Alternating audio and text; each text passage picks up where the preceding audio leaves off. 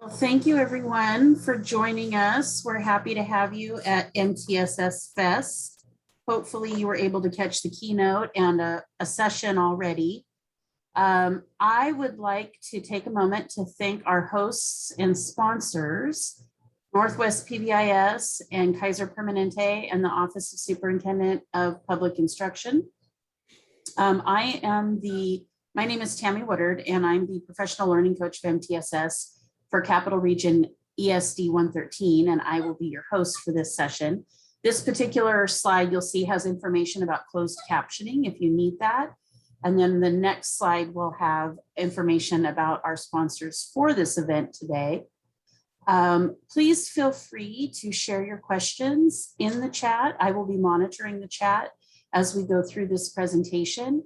And if there is time, I will definitely call out those questions so that we have an opportunity to let Susan respond and answer those. So I'm very excited about this presentation. I've gone to not this specific one, but several presentations that Susan has done, and she does a wonderful job. So you are in for a treat if you have not ever heard Susan. So it is my honor to welcome Susan Barrett to virtual MTSS Fest. And Susan Barrett is from the Center on PBIS, and she'll be speaking today on selecting and deselecting evidence-based practices. So I am going to turn it over to Susan.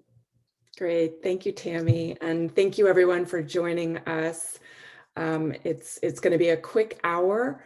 There's a lot to unpack here, and we're really hoping that you engage with us in chat and let us know your thoughts and feelings as we kind of move through the content that we have for you today. I would first love to know who's here. So if you would let us know your name and your role, that would be incredible. And then I'd also love to hear about what you're most excited about for this upcoming school year. So if you can just kind of take a minute and think and reflect about what you're geeking on and what you're excited about, I'd love to hear from you. Oh, good. Look at this. Melanie, thank you for offering this. Excited about, oh, the chats are coming so fast. It's hard to read. Thank you, everybody, for engaging. Melanie's offering that she's most excited about being at the groundwork at the building and really building and designing the multi-tiered system of support. Yeah, there's so many benefits, especially right now, to utilizing that framework. And so I too am really excited about the possibilities that this year can bring. Oh, Tammy's offering having students in school in person. Yeah, and I can't wait to get back into in-person training too. It's been a hard year training from our homes and feeling like we're talking to ourselves on Zoom. So it'd be really great. So thank you. So keep those thoughts and let us know what you're thinking, what you're excited about. Yes, getting kind of back to that routine. I think we all realized how much being in the same space, how that helps our overall wellness. I'm also really curious to find out from you all what you are most worried about this year. I have this opportunity to work with schools across the country, and I hear various responses based on where I am in the country. And so I was just really curious to kind of hear from you all. While we're really excited about the potential of this year, what are some worries and concerns you might have moving into this year?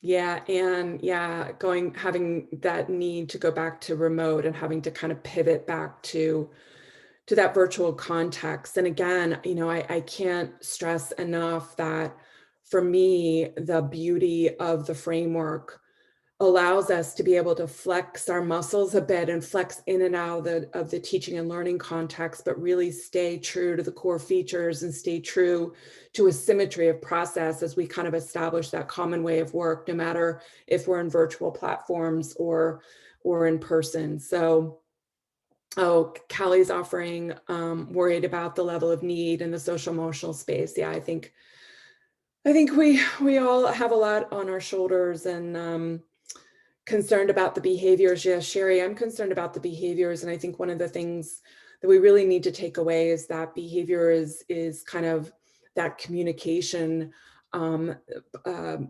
place where we need to recognize that when we see extreme behaviors in front of us, or when we see kids display even kind of more internalizing behaviors like that withdrawal or that quietness, that it's really a sign that we need to do something differently.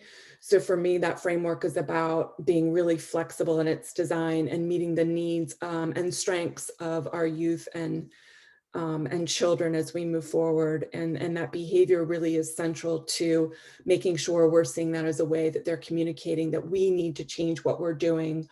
And we need to kick it up a notch really, really quickly for them. All right, so knowing that all of this is weighing heavily on our shoulders and in our minds and in our hearts, I want to just take a moment to make sure you're taking care of yourself. And so we want to offer, again, the flexibility of the expectations in the self-care or collective care space. So as we set up professional learning communities, as we set up training events, as we come together and collaborate as teams, I think it's important that we recognize that those teams also create a space for emotional support for each other. In our safe expectation, double check on your friends across this year and really utilize and leverage that employee assistance program across the tiers of support. And then if we do recognize that a colleague or we need help, there's always a hotline available for you 24 hours a day. As we engage this year, be aware of your own stress level. We need to model for our students to recognize and name the emotions, pay attention to joy, recognize and validate grief, and make sure we're putting those movement breaks, hydrate, and then make sure we're really nurturing ourselves through calming routines, enough sleep, exercise, and nutrition. So again, just really making sure we're taking care of ourselves as we take care of others throughout this year. I also want to just recognize that the content that we are leaning into today is from a lot of different people. And I just want to acknowledge that it takes a village and we all are learning from each other in this space. Also want to recognize and highlight that we use a lot of acronyms along the way. So as we bring more people into the space of multi-tiered system of support, it's important to acknowledge that we acronym each other to death and really be clear and consistent in our language and utilization of the language. So again, I'd love for you to engage with us in chat. How did this past year expose some harmful ways we do school? And I'll just give you a moment to think on that one.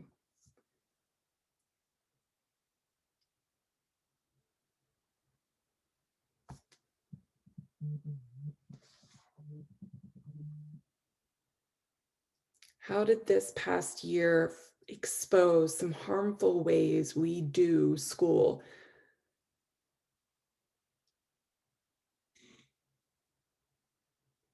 Yeah, Ashley is offering how it just kind of exposed the inequities and how we deliver across the instructional environment. Yeah, inequities all the way around. The top-down structures that don't acknowledge the needs. Tammy's offering our systems don't reach the marginalized populations. The online aspect of not being personal, and that connection of just being in the same space with each other is so valued and important. It really showed which kids had support at home and which did not. Again, it was really eye-opening, and there was a lot that kind of got exposed across the year. Inconsistent resources, technology, created dependence on technology and less on personal attachments. Yeah, so thank you so much for your offerings. I really appreciate that. Now I want to pivot to some of the most amazing things that happened this year. What are some changes that you and your team have made to really improve how we do school?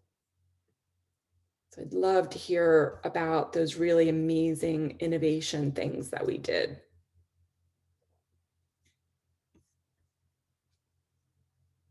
Your school made, thank you, Ashley. Great deal of growth in regards to aligning practices across classrooms. Yeah, I think that was really, I saw that in school systems across the country, right? We just recognize this need for consistency. And again, those core features in multi-tier system of support allow us to have that continuity, even though we can flex our muscles inside our classrooms to customize it to fit the unique needs of our strengths and the needs of the children we're serving in our classrooms. Yeah, thank you. Using technology to support student learning needs. Tracy's offering, not sure this answers the question, but I felt remote instruction increased exposure to family dynamics at home, and it helped highlight certain intervention supports a family and child might benefit from. Yeah, right on. Yeah, I think, you know, it really showed us the complexities of the lives that our children lead outside of our classroom, and that has a direct impact on their ability to succeed inside the classroom. So it's really that whole child, whole 24-hour life that they lead, and how we might elevate and really strengthen our partners with our families. Awesome. So thank you again for engaging with us. I wanted to highlight a specific example that I was really geeking on from Shelton School District here in Washington State. And so what they offered us was that they were energized by this notion of promoting a climate of belonging. And one of the things that they started to do when they went back in person was have a staggered morning routine where they positioned all of their staff across the campus that allowed for small groups to show up to do those temperature scans and ask those COVID check-in questions. And the staff agreed to prioritize a warm welcome, a positive welcome that reduced the fear and uncertainty for students that were entering the school building. And so one of the things that they also decided to do in that morning greeting was incorporate community building during their breakfast time. And because they couldn't go and conduct breakfast in the cafeteria, each classroom created their own sense of community. And one of the side effects and benefits of that was that staff found an additional unexpected, relaxed, welcoming environment and some additional time to really practice those social emotional skills right there in the classroom and really build this sense of connection and belonging and community building. And so in the upcoming year, they have decided across the entire district that they're going to maintain the staggered warm welcome drop off and committed to not scheduling morning meetings so that staff can really truly be physically present and engage everybody and maintain their breakfast opportunity to really build that community of belonging.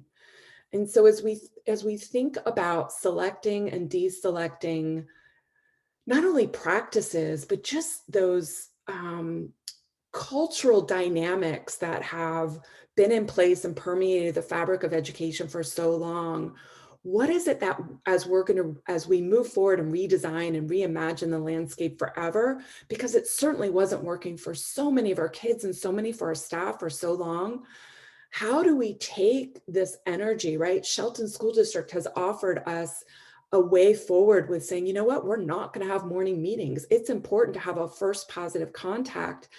And as we think about that continuum of mental health, that sense of belonging, that positive greeting, those simple strategies are part of that continuum of mental health. And we all have a role to play in that. And so I just wanted to kind of start with an innovation that's going to carry forward forever and really highlight and spotlight Shelton School District. So what are your thoughts about that? What do you see them prioritizing, and what did they stop doing to make room for prioritizing that was something that was so amazing? So I'd love, again, to hear your thoughts, hear your connections, or if you want to brag about something that your school district did that's similar to their story, again, would love to hear that from you. So just give you a moment to populate that chat.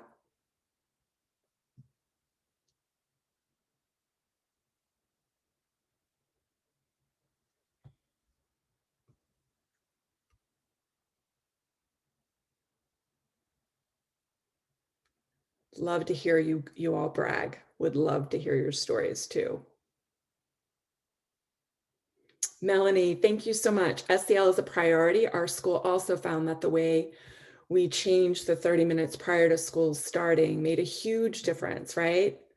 Yeah, and Melanie, to that point, we're watching a lot of our staff show up in that 30 minutes prior to when students start arriving and have a moment with staff and have a morning huddle, have a wellness check-in with our staff, make sure we're all doing okay, talk about anything that may have come up the day before, and then just really get energized about getting consistent and even having an opportunity to practice our own calming strategies as we enter into the space of school.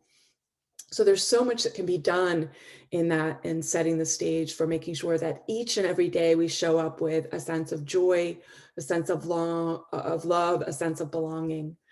So, so again, really appreciate Melanie for elevating that for us.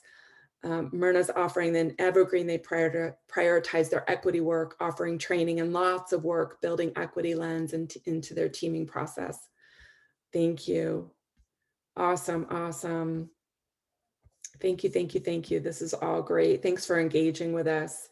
Stephanie, I see you. Sherry, I see you. These are all great things that are happening across the board with schools that we're engaged with. So what can we do moving forward? And I recognize that there's so much need for change. And sometimes we get caught in the trap of things being out of my control because it's on the systems, the leaders to redesign those systems. But I wanted to offer suggestions about ways that we can contribute at the individual level by having kind of that growth mindset for ourselves and be in kind of that continuous improvement. It could also be that we're working on developing more healthy habits for ourselves.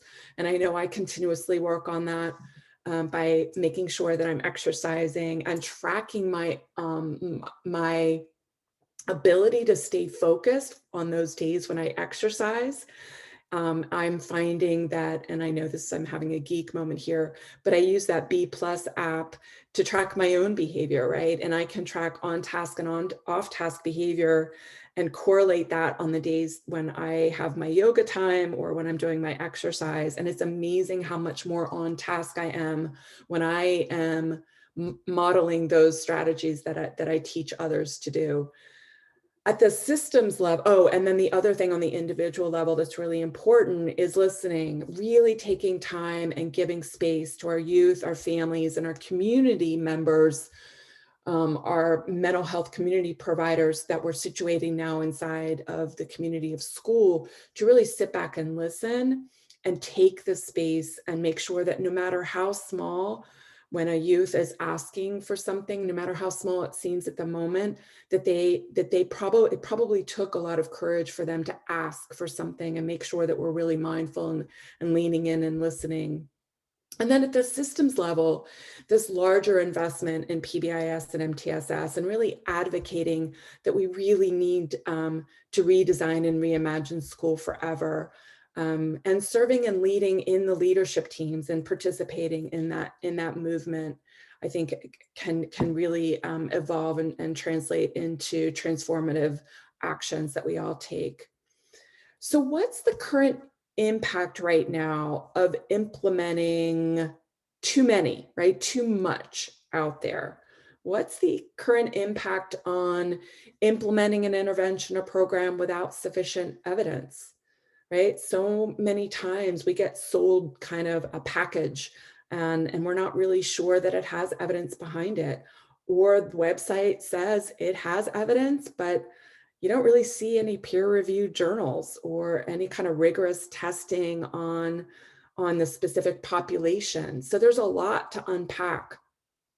What about implementation of something that does have evidence, but we're not tracking fidelity of implementation?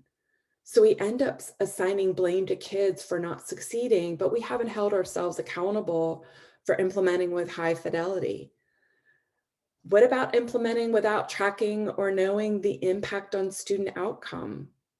I know that one of the things that we do in the mental health space is we talk about students receiving access to services. Well, that's not exactly good enough. I want to make sure that what they get access to has that rigorous evidence-based platform, and that the student actually benefits from it, right? We would never count the number of kids that are showing up for reading class and just saying, oh, they're accessing reading or good to go. And yet somehow on the social, emotional, behavioral, and mental health side, we tend to talk about access to counseling as an indicator of success. Now, I'm not suggesting that we don't track access to care and connection to getting supports, but we have to move that needle further. What's the current impact of implementing in silos, in isolation, right? Where we set up an academic team, we set up a behavior team, we set up a separate mental health team.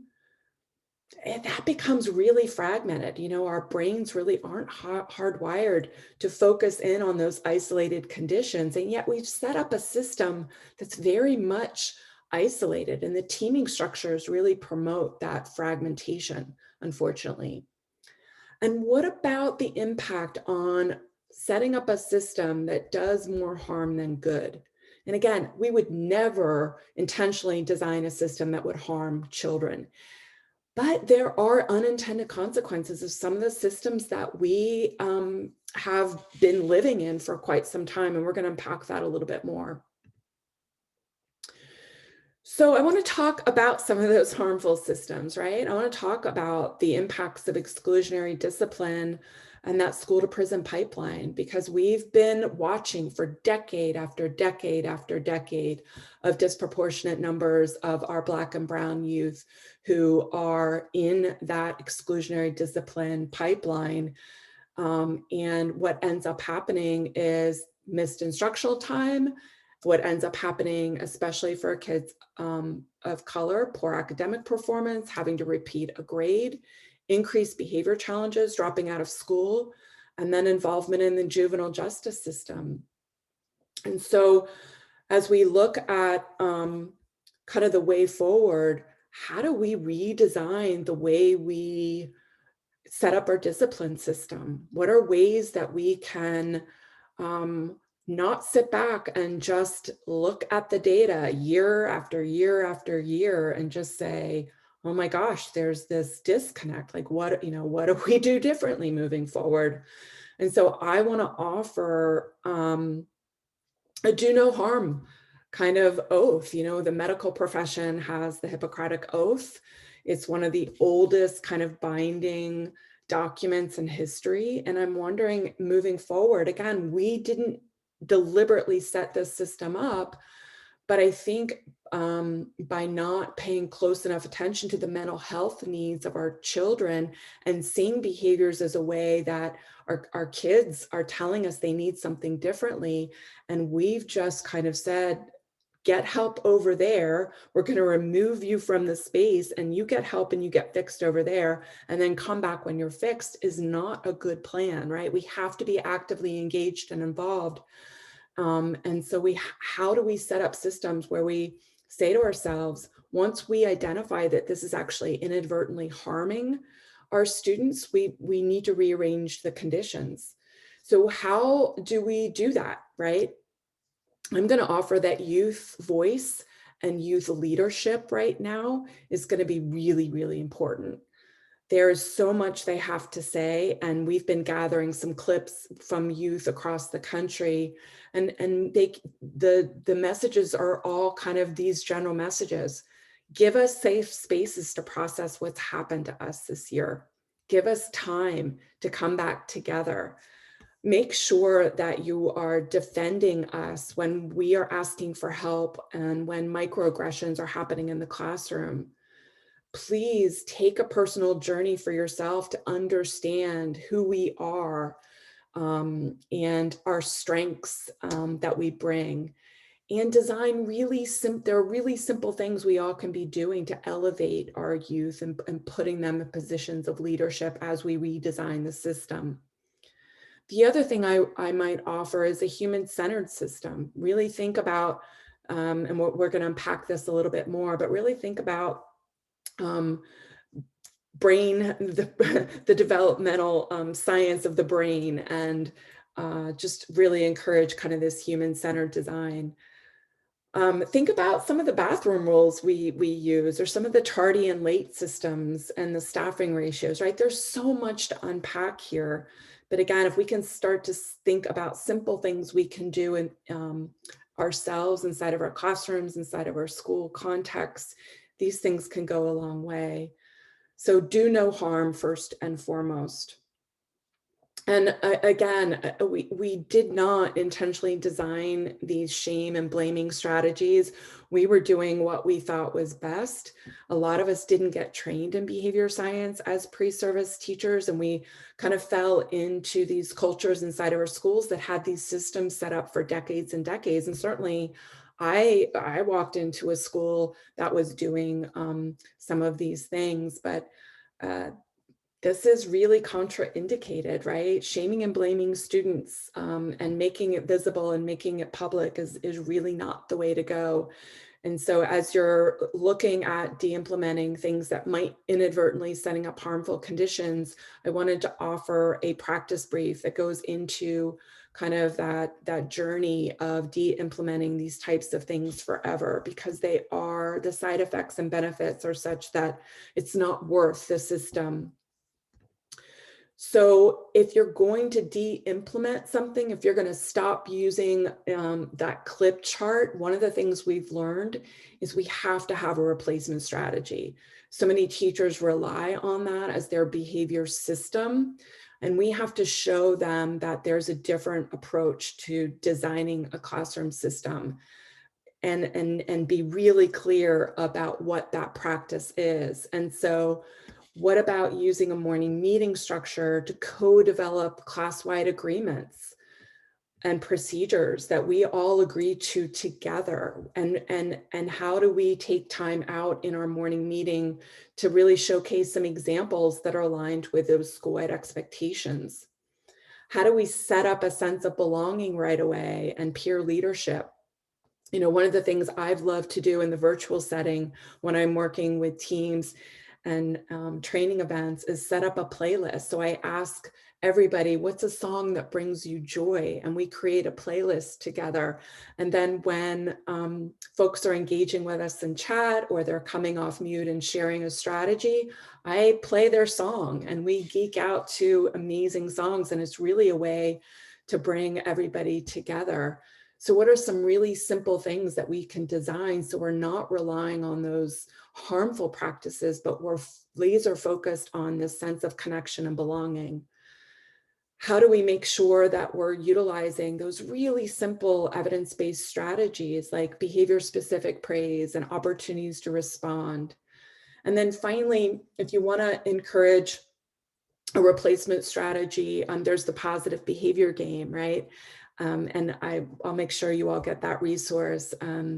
It's a really fun gaming strategy where we all kind of hone in on one skill we're going to focus in on today, or one routine we're going to focus on today. And when we see each other do that, we're going to put everybody in groups and teams are going to come together and see who can earn the most points together. And so having that gaming strategy really energizes and kind of creates this sense of fun when we're focusing in on something we need to do together.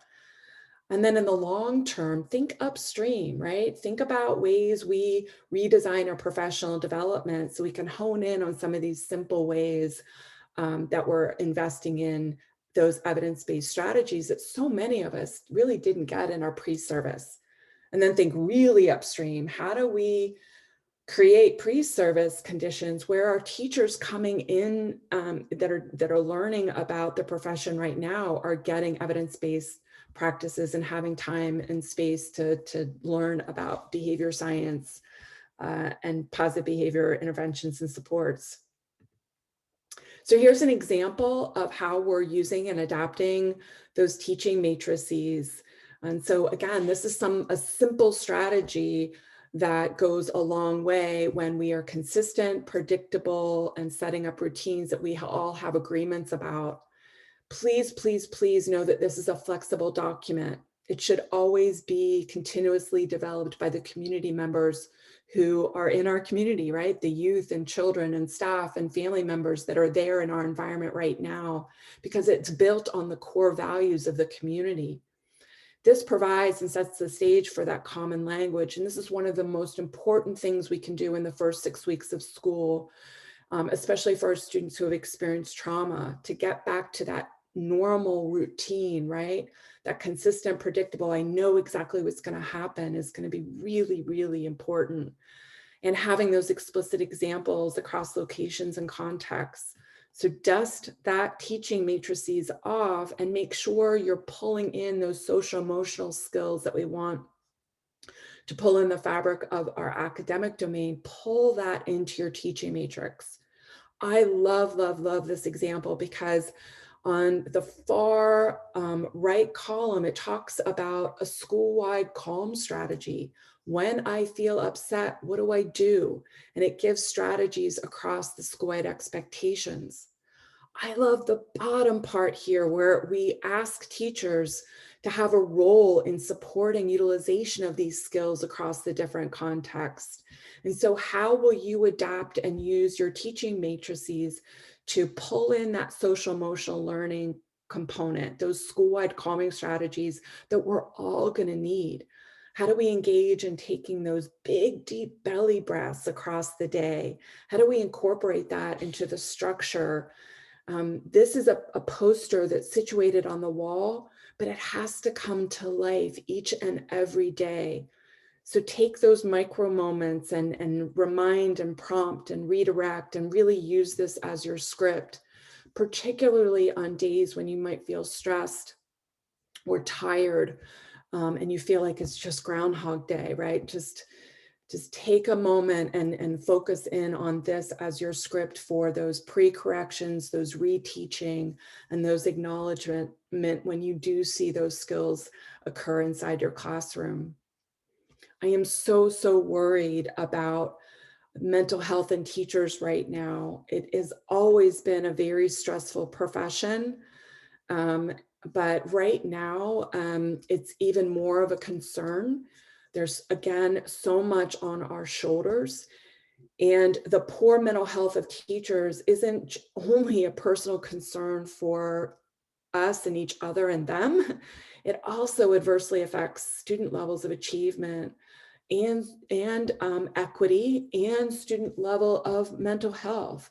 So it's going to be important that we share this space together with our students. I wanted to kind of pivot for a moment a little bit more on how stress affects the body.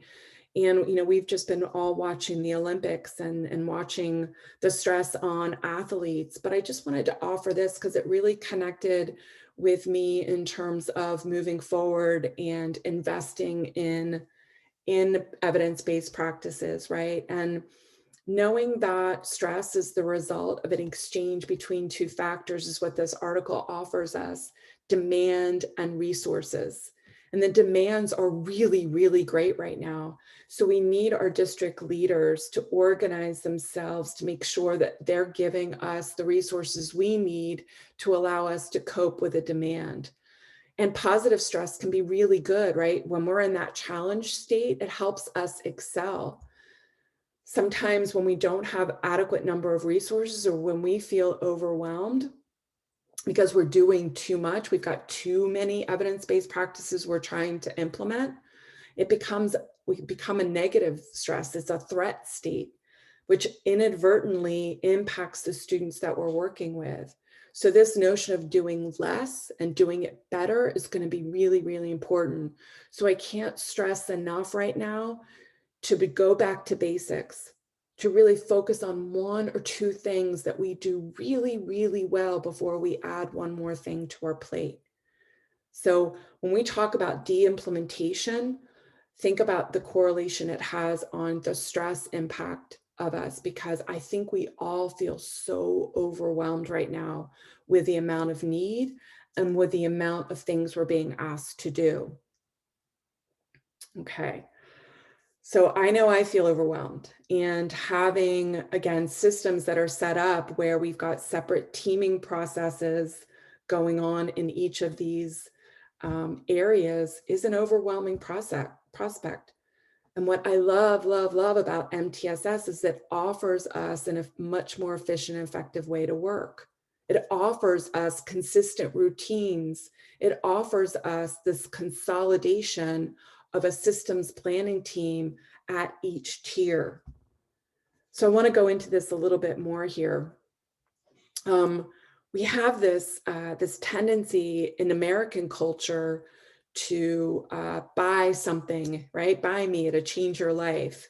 And we do this in the space of education all the time. We get sold a shiny new initiative, a beautiful curriculum, and we have this promise that it's just going to fix everything, right? Although I have to say that buying a pair of shoes can change your life. Okay, let's get serious. So we are adding more and more and more and more. And sometimes we feel completely overwhelmed by how to organize all of the things we're being asked to do. So in that de-implementation, it's going to be really important to have a laser focus on what it is our kids need. And too often, when the district selects their menu of evidence-based practices, they say, okay, everybody's going to get training on all this stuff. When in fact, we can work so much more effectively and efficiently if we sort schools by different areas of need and laser focus and customize on the specific strengths and needs of who we're serving, because that might be different than a school down the street. You know, we've done this forever, the birth and death cycles of educational innovations, and we just can't afford to continue to do this moving forward. We have to be better consumers about what's available out there and saying no more often. So how do we encourage and engage all of us to get to be better consumers so we don't fall into the cycle of select, implement, stop, do again, add more and more and more? That standard protocol that I'm describing for selecting evidence-based practices has to occur across the cascade of implementation. So the state and the federal level really has to model this for us. So what's that standard protocol going to look like? What's it going to look like across the state, the district, the school, the classroom, and the student level?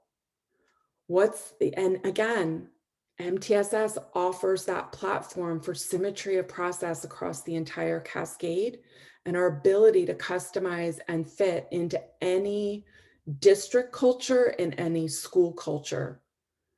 I'm going to talk about a tool called the hexagon tool that actually comes from the National Implementation Research Network. That is one tool that we can use across the cascade that will promote a standard protocol for selecting evidence-based interventions. I can't emphasize enough to identify just a small number of things that we do. And I can't emphasize enough the importance of having the district provide that team-based training so we have ample time to take that new learning and figure out how we're going to apply it into the context of our MTSS. Coaching will need to be required. So it's time for our district leaders to really come into our schools and help support us and coach us through this process, right? Really embed and do learning walks and walk side by side with us through the journey of implementing evidence-based practices. We have to make room for priorities, right? Who gets to decide what our menu of evidence-based practices are? Do we actually have youth and family voice in those decisions, making those decisions side by side with us? How do we make it contextually and culturally relevant to and match the specific values of our family and our youth? So it's about creating that leadership team, right? And bringing the technical experts to that one single set of teams and making sure we've got adequate youth and family voice that are co-designing and making decisions together about what we do. Again, think of the human-centered dynamic here. Make sure we are considering human development and brain research, right? Too often we ask kindergartners to sit for way, way too long. It is physically impossible for them to do what we ask them to do in so many ways. So let's make sure that we have a human-centered approach. So here's the hexagon tool that I wanted to offer. And I've provided a link for you so you can download it. And by the way, we'll make sure you get access to this presentation and you'll have all the resources you need to take this back to your setting. So here is the hexagon tool. It allows a team to go through a process and ask critical questions before they add one more thing to the plate. Right? So it talks about what's the need? Do we actually have evidence of need? Does this actually have evidence behind it? Has it been peer reviewed? Has it been evaluated on kids that look like our kids? How will it fit with our values? What's the usability? What's the capacity? And do we have supports to be able to pull this off? Right? So I love this because it asks these really important questions. And if we have youth on our team and family on our team and technical experts, our community mental health providers who are leaning into this work side by side with us, we can make decisions together as a team about what our priorities are. And if you can't stop doing something right now, can you put something on the back burner? One of the hardest things to do right now is to stop doing things. So can we put some things on the back burner and really elevate just one or two things right now? So here's a review of the big ideas. We need teams to make decisions about the menu of options. We need to customize the fit based on the strengths of needs about who we serve. And this happens across all tiers. And it includes our mental health partners too, right? We don't want to situate mental health in a separate team. We want to bring that into the DNA and the fabric of our school community. I don't want you to think that mental health is just something that somebody gets in the space of an office by a clinician. Mental health is a full continuum. Just that positive grading alone that Shelton School District offered us is part of the continuum of mental health. A sense of connection and belonging and feeling like somebody's listening to me as a student in your classroom, that's part of mental health. So when we bring those experts to our leadership team, to our school improvement team, it helps to demystify what actually happens in the space of a clinical office. And turns out, they're teaching skills like we're teaching skills. So how do we consolidate our efforts and bring social, emotional, behavioral health, and mental health and have our educators understand that they too have a role to play? We're not asking them to be mental health providers, but we are saying that they can help lead some of the instructional focus in the mental health and social emotional space. Big idea, again, resist the temptation to add. Make the decision-making part of your policy so that when you have changes in leadership, it won't spark another round of shiny new initiative. New leaders, new initiative, right? We don't want that birth and death cycle to perpetuate our system. And then finally, build and install a system to support the adoption and implementation. And we're going to go into that in just a second. So we've got about 15 more minutes. Do I hear, Tammy, do we have any questions that I need to be addressing or anything coming in chat at this point? No questions in chat. Somebody, Kefi said that she loved the sentiment about the fact that it's hard to stop doing things. And thank you for voicing and acknowledging and validating that. Oh yeah, right on. It hits one of the most challenging parts of our work, right? This notion that putting something aside, and and yet if we're not comfortable putting something aside, then it's going to be really important that we put an evaluation metric around it, meaning how do we track fidelity and how do we make sure it improves student outcomes. So if you're having that conversation with your team and they're just saying, you know what, we just can't do this, we have to make sure that, again, we are overwhelmed with all that we're being asked to do. So now more than ever, it's our opportunity to say, time out here. Let's do one or two things really well before we add. Oh, Myrna, you're offering, I love that every bit of your language is grounded in asset-based language. Yes, it is so, so important that as we work to co-design this with our families and our youth, that we're elevating their strengths and we're identifying where we build from their strengths to move forward. So thank you for offering that and reminding us this is all strength-based approach. And that public health framework that's anchored in MTSS is a strength-based approach, right? It's not about labeling and identifying kids in tiers. It's about the tiers organizing the adults to start with that upstream acknowledgement that we all need skills to navigate this life. We all need mental health supports, and that when some students need and staff need a little bit more, we increase that dose of support, but we're always rigorously monitoring that. And so I wanted to highlight Salinas High School District because one of the things that I loved about what they did is they used the data to uncover strengths and needs to identify an evidence-based practice. And they used an evidence-based mindfulness curriculum and they described the intervention. So it wasn't, you know, they wanted to be really crystal clear that mindfulness is about teaching and having students demonstrate a skill set to manage stress and achieve emotional well-being throughout the day and activate the body's relaxation response, right? They wanted to hone in when they were talking with educators that this is actually a skill-based curriculum, right? And heck of a deal, if I can teach math skills, I can teach social emotional skills. And so they uncovered the need at the system level and the student level by looking at requests for assistance and looking at the general trends and patterns that were coming in. And when they realized that the majority of requests that were coming in were around stress and anxiety, that it wasn't a tier 2 issue. This was actually a tier 1 consideration because of the magnitude of need.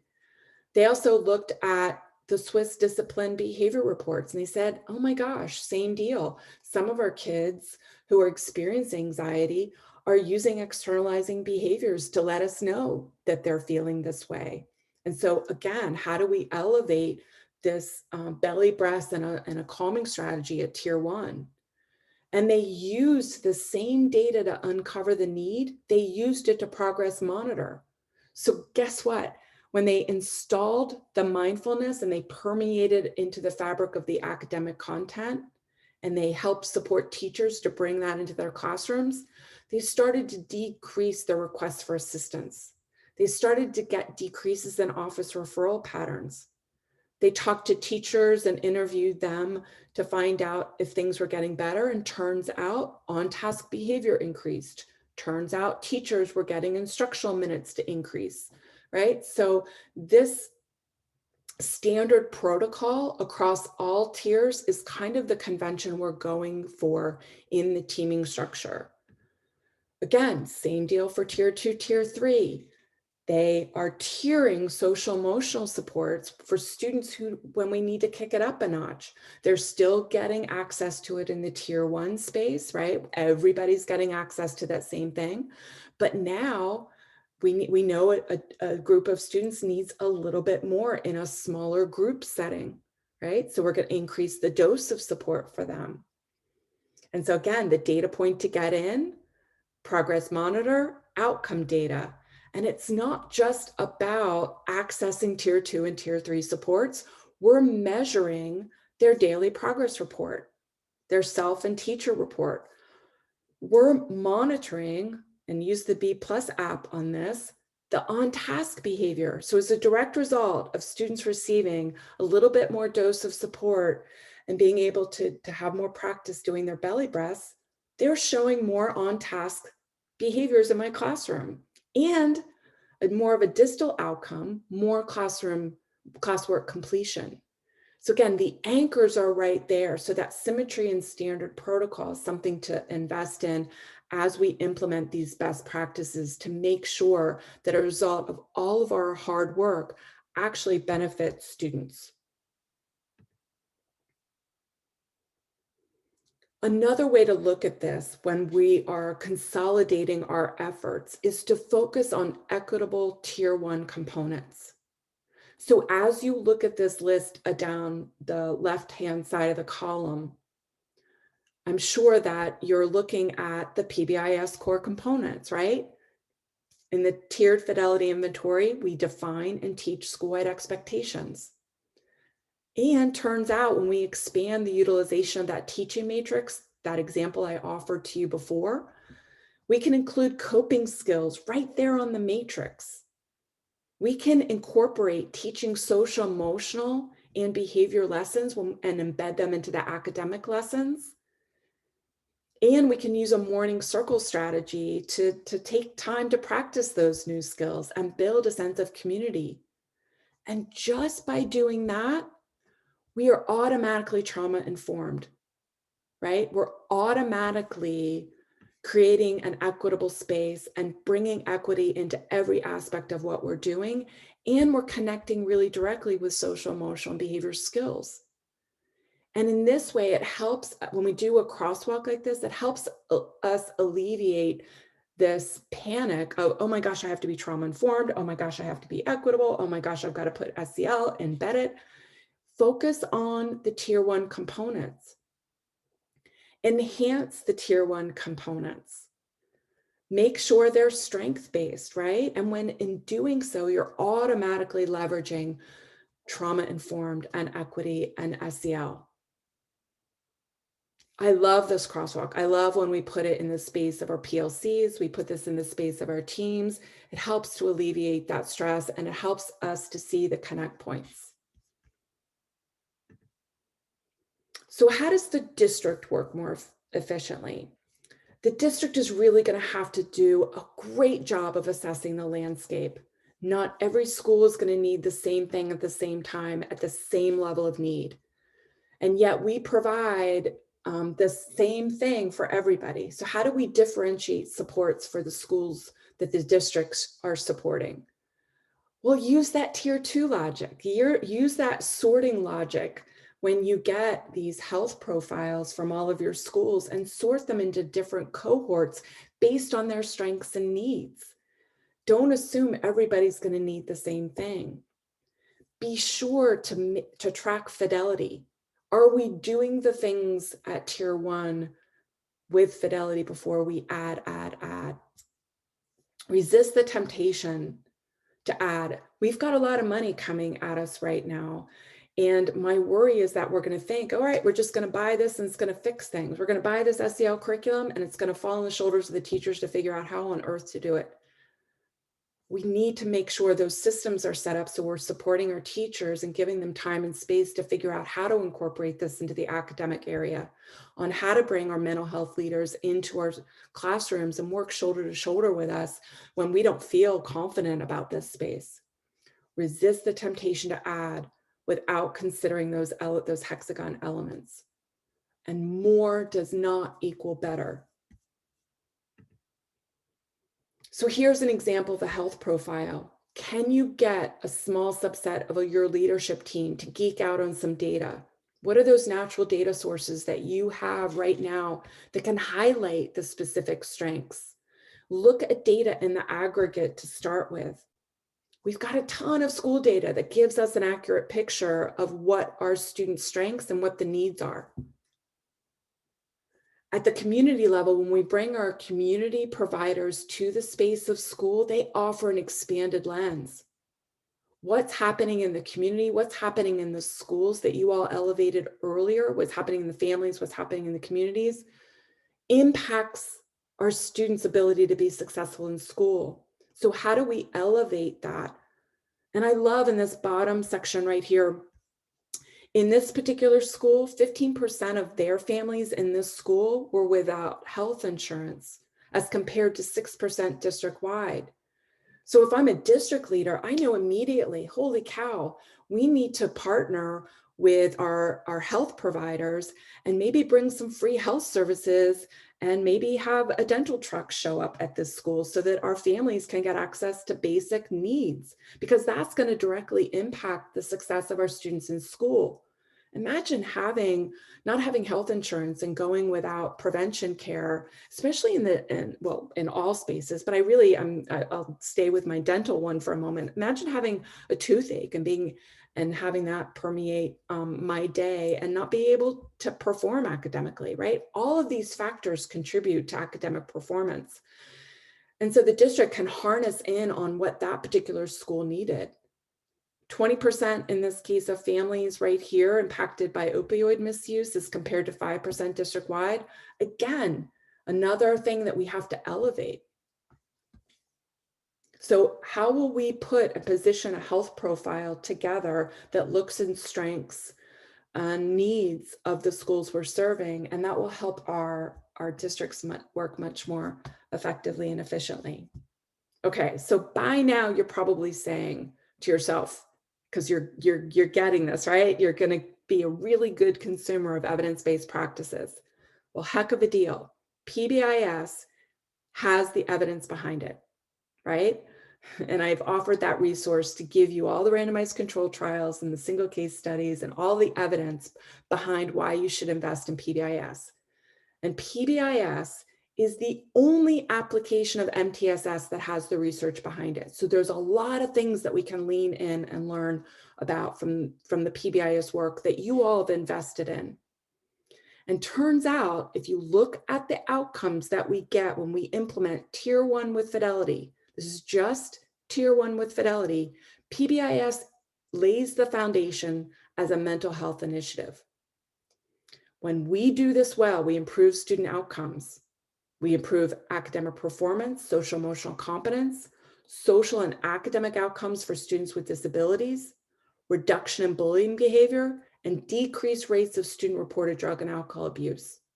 We see reductions in the utilization of exclusionary discipline, and we see improved teacher outcomes, including school organizational health. Right? This lays the foundation to move beyond self-care and talk about the organizational health that's needed so that we are living and working in a nurturing environment, right? So, okay, that was a lot to cover in an hour. We could probably take each slide and unpack that. And I would love right now to be in a space with you physically so we could talk with each other.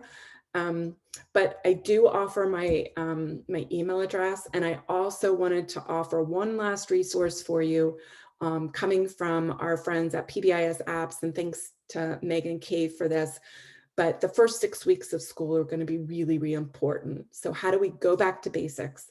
How do we set in motion a sense of connection and belonging for everybody and make sure that we spend the first 6 weeks getting to know each other and learning and growing and acknowledging our strengths and our needs together? And I think that this really sets the stage for an amazing first 6 weeks. So read that article and geek out with me.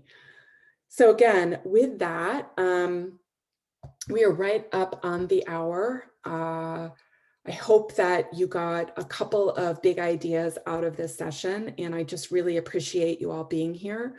Thank you for sharing this space with me. I wish I could see you, but I will share a last song with you, and have a great day. We'll see you soon.